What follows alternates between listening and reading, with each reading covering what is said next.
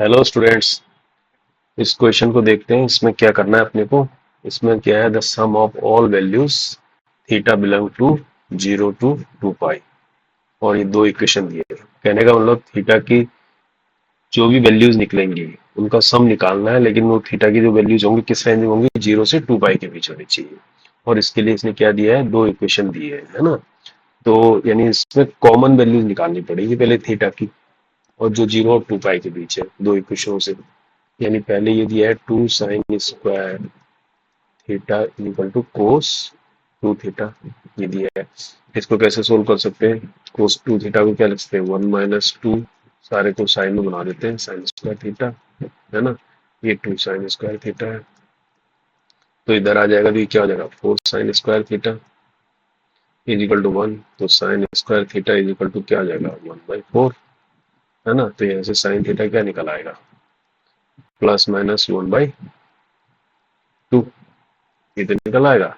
और 1/2 में साइन की वैल्यू कहाँ होती है, साइन 30 होता है ना, 5/6 पे होता है ना। अब देखते हैं, पहले दूसरे को भी निकाल लेते हैं, फिर देखते हैं क्या कॉमन आता है। दूसरी क्या है, 2 cos square theta is equal to 3 sin theta. अब इसको कैसे लिख सकते हैं, कोस स्क्वायर थीटा को लिख सकते हैं 2 - 1 - sin square theta is equal to 3 sin theta. ये हो जाएगा 2 - 2 sin square theta is equal to 3 sin theta. तो क्वाड्रेटिक बन रही है, इसको उधर ले जा लेते हैं सबको। तो 2 sin स्क्वायर थीटा पहले लिख लेंगे, +3 sin थीटा -2 इक्वल टू 0 है ना। 2 × 2 = 4, तो उसकी फ्रैक्शन बन जाएंगे, क्या बन जाएंगे, 2 sin square theta +4 sin theta -sin theta. 3 sin theta हो जाएगा ना, -2 इक्वल टू 0।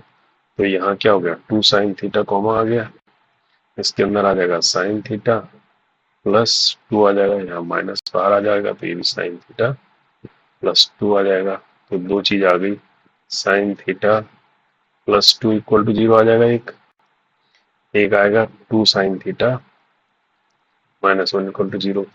यहाँ से तो sin थीटा की वैल्यू क्या है, -2 आएगी, वो तो रेंज से बाहर है थीटा की। तो यहाँ से sin theta is equal to क्या आ जाएगा, 1/2। तो ये देखो, ये 1/2, और यहाँ से हम क्या लेंगे, पॉजिटिव वैल्यू लेंगे, sin theta is equal to +1/2। तो ये दोनों क्या है, कॉमन वैल्यूज है, दोनों में आ रही है ना ये। तो हमें इसकी पता करनी है। अब साइन क्या होता है, पॉजिटिव किस किस में होता है साइन, एक तो फर्स्ट क्वाड्रेंट में होता है, एक सेकंड क्वाड्रेंट में होता है। ये 2 पाई है, ये 5/2 है, ये पाई है, ये 3 पाई/2 है ना। तो साइन क्या होगा, इसमें पॉजिटिव होगा और इसमें पॉजिटिव होगा। तो इसमें तो देखो पाई/6 आएगा, क्योंकि 1/2 की वैल्यू क्या आती है, पाई/6 आएगी है। और दूसरा इसमें क्या आएगा, इसमें देख लो, एक हो गया sin theta is equal to half, तो मैं इसको लिख सकता हूँ sin π/6 है ना। तो थीटा की एक वैल्यू तो आ गई π/6 है ना। दूसरी आ गई क्या, दूसरी थीटा की वैल्यू क्या आएगी, इस क्वाड्रेंट में आएगी, सेकंड क्वाड्रेंट में। तो ये पाई क्या हो जाएगा, पाई माइनस हो जाएगा ना। तो पाई माइनस क्या हो जाएगा, π/2, इसके अंदर ही तो आएगा साइन। साइन मतलब इसको ऐसे लिख सकते हैं आप, हमारे पास ये है ना, इसको हम ऐसे ही लिख सकते हैं, साइन पाई माइनस π/6। ये किस में आएगा, सेकंड क्वाड्रेंट में आएगा ना, पाई में से लेस होगा, π-6, तो इसके अंदर आ जाएगा ये। तो ये खोलेंगे तो इसको कितना आ जाएगा, साइन 180 माइनस, तो पॉजिटिव आएगा नहीं, तो साइन π/6 तो ऐसे लिख सकते हैं इसको।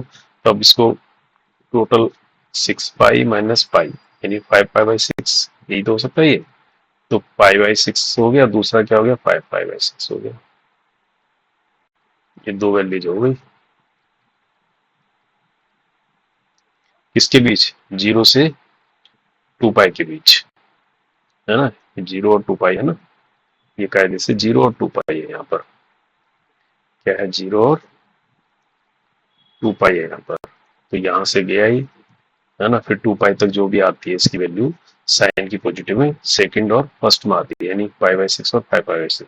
लेकिन हमें इसका निकालना क्या है, इसका सम निकालना है इन वैल्यूज का। तो सम क्या होगा, थीटा की पॉसिबल वैल्यूज क्या आ गई, पाई/6 एंड 5/6, है ना। तो सम क्या आएगा, सम ऑफ थीटा,